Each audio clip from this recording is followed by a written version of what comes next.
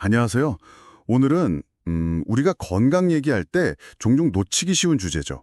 바로 몸과 마음의 깊은 연결에 대해서 당신이 보내주신 자료들을 좀 깊게 파보려고 합니다. 네, 자료들을 보니까 감정이나 스트레스가 예를 들면 다발성 경화증, MS라고 하죠. 네네, MS요. 그리고 암이나 자가 면역 질환 같은데 어떻게 영향을 미치는지 뭐 그런 내용들이더라고요. 맞아요. 이게 흥미로운 게 자료들 보면 현대 의학이 이런 인간적인 경험 측면을 좀 놓치고 있다. 이런 지적도 있고요. 그렇죠. 심지어 예전에 그 윌리엄 오슬러경 같은 분이 류머티즘 관절염이랑 스트레스 연관성을 얘기했는데 이게 좀 잊혔다는 얘기도 나오더라고요. 자, 어디부터 한번 풀어볼까요? 네, 이 자료들의 핵심 중 하나는 역시 그 정신신경면역학, PNI라는 분야인 것 같아요. 아, PNI요? 네, 이게 뭐 간단히 말하면 우리 생각이나 감정이 신경계통에서 면역체계, 그러니까 몸의 방어 시스템이죠. 여기 어떻게 서로 영향을 주는지 연구하는 건데 아하. 근데 이게 뭐랄까요? 연구는 많이 되고 있는데 실제 병원 현장까지 딱 적용되기에는 아직 좀 시간이 걸리는 것 같아요. 그렇군요. 자료들에 보면 감정을 좀 억누르는 경향이 있잖아요. 소위 C형 성격이라고 하던데 네, 맞아요. C형 성격. 아니면 뭐 어릴 때 경험 같은 게 나중에 건강 문제로 이어질 수 있다. 이런 사례들도 나오고요. C형 성격이라는 게 그러니까 갈등 싫어하고 남들한테 맞춰주면서 속으로는 막 분노 같은 거 사귀는 타입 그런 건가요? 네, 정확해요.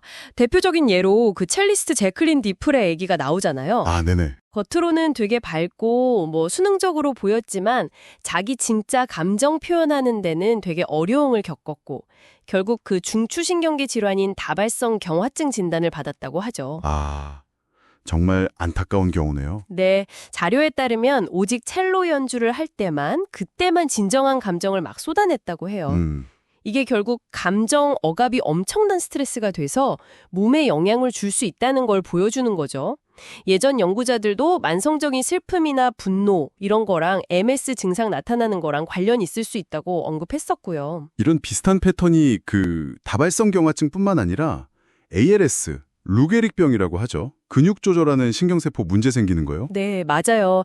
ALS 환자들에게서도 좀 보인다는 점이 눈에 띄더라고요. 네. 그 예일대 연구를 인용하면서 이분들이 평생 동안 도움을 요청하거나 받는 걸 극도로 꺼리고 약간 엄격하고 융통성 없는 뭐 그런 경향을 보여왔다 이렇게 지적을 하죠. 네. 그리고 이런 감정적인 요인이 미치는 영향이 암 연구에서도 좀 두드러지게 나타나는 것 같아요. 아, 암까지요? 네. 예를 들어서 데이비드 키슨 박사의 폐암 연구 결과가 꽤 인상적인데요. 네, 어떤 내용이죠? 이게 단순히 감정 억압하는 경향이 강한 사람이 폐암 걸릴 위험이 높다. 여기서 끝나는 게 아니고요. 아, 그 이상이 있다고요? 네. 흡연자들 중에서도요. 감정 억압이 심할수록 암 발병에 필요한 흡연량이 오히려 줄어드는 경향을 보였다는 거예요. 네, 흡연량이 줄어든다고요. 더 적게 펴도. 그렇죠. 더 적은 담배로도 암이 생길 수 있다는 거죠. 이게 바로 스트레스나 억압된 감정이 뭐 DNA 복구나 세포 자살 같은 우리 몸의 방어 시스템에 직접 영향을 줄 수 있다는 그 PNI 관점을 딱 뒷받침하는 거죠. 와, 그건 정말 충격적인데요. 여성암 쪽에서도 비슷한 얘기가 있나요? 네, 피츠버그 대학 연구 보니까 월경불순 있는 여성들이 다른 사람들한테 인정받고 싶어하고 좀 완벽주의적이고 우울증 관련 태도를 더 많이 보이더라. 뭐 이런 내용이 있고요. 그 코미디언 질다 레드너 사례처럼 유전적인 요인이 물론 있더라도 어릴 때 해결되지 않은 문제나 남들 만족시키려는 부담감 같은 게 영향을 줄 수 있다는 거군요. 네, 맞아요.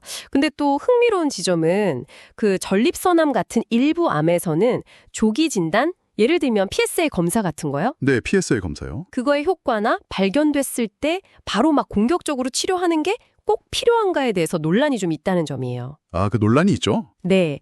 자료에서는 이 PSA 검사가 때로는 과잉 진단이나 불필요한 치료로 이어질 수도 있다 이렇게 지적하면서 어떨 때는 막 공격적인 치료보다는 환자의 삶의 질이나 심리적인 요인을 고려하는 접근이 더 중요할 수도 있다고 얘기해요. 그렇죠. 그 루디 줄리아니 전 시장 사례처럼 암 진단이 오히려 삶의 우선순위를 다시 생각해보는 계기가 되기도 하고요. 네.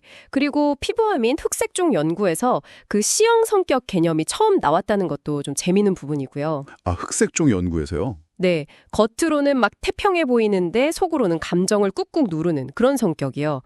존스 홉킨스 대에서 장기적으로 연구한 걸 봐도 어릴 때 관계나 감정 다루는 방식이 나중에 어떤 병에 걸릴 가능성을 예측하는 요인이 되더라. 뭐 이런 결과도 있고요. 정말 오늘 살펴본 자료들이 결국 몸이랑 마음은 절대 따로 뗄 수 없는 하나다 이거네요. 네, 그쵸. 우리의 감정 상태나 스트레스에 어떻게 대처하는지가 건강에 아주 깊숙이 영향을 미친다는 걸 보여주는 거죠. 이게 단순히 그냥 심리적인 문제다. 여기서 끝나는 게 아니라 네, 그걸 넘어서서 면역 체계나 호르몬 균형, 심지어 세포 수준에서 뭔가 잘못된 걸 고치는 과정, 이런 데까지 영향을 줄 수 있다는 뜻이에요. 여기서 근데 정말 중요한 점은 이 얘기가 병 걸린 건 당신 탓이다. 이렇게 개인애가 책임을 돌리려는 게 절대 아니라는 거잖아요. 아, 그럼요. 그건 절대 아니죠. 오히려 우리 자신을 더 깊이 이해하고 우리 몸이 보내는 신호들, 때로는 그게 병이라는 형태로 나타날 수도 있지만요. 거기에 귀를 기울여 보자는 거죠. 그래서 수동적으로 아픈 사람이 아니라 내 건강을 내가 주체적으로 관리할 수 있는 가능성을 열어준다는 것. 그래서 이게 다 무슨 의미일까요? 결국은 자신을 좀 더 온전하게 돌보는 방법에 대한 이야기일 수 있겠네요. 맞아요. 자료에서도 치유라는 게 단순히 병을 없애는 게 아니라 온전함, 그러니까 홀네스를 회복하는 과정이라고 강조하거든요. 온전함이요? 네, 그러려면 때로는 좀 불편하게 느껴지는 감정, 예를 들어 건강한 분노 같은 거요. 그런 것도 알아차리고 또 자기 주장도 좀 하고 건강한 경계를 딱 설정하는 용기, 이런 게 필요할 수도 있다는 거죠. 네. 오늘 나눈 이야기들이 당신에게는 어떤 생각거리를 좀 던져주었을까요? 혹시 당신의 몸이 보내는 아니오라는 신호를 너무 무시하고 있진 않은지, 아니면 늘 감정을 얼마나 솔직하게 마주하고 있는지 한번 돌아보는 계기가 되었으면 좋겠습니다. 네, 진정한 건강이라는 게 어쩌면 이런 자기 인식, 나를 아는 것에서부터 시작되는 건지도 모르겠어요.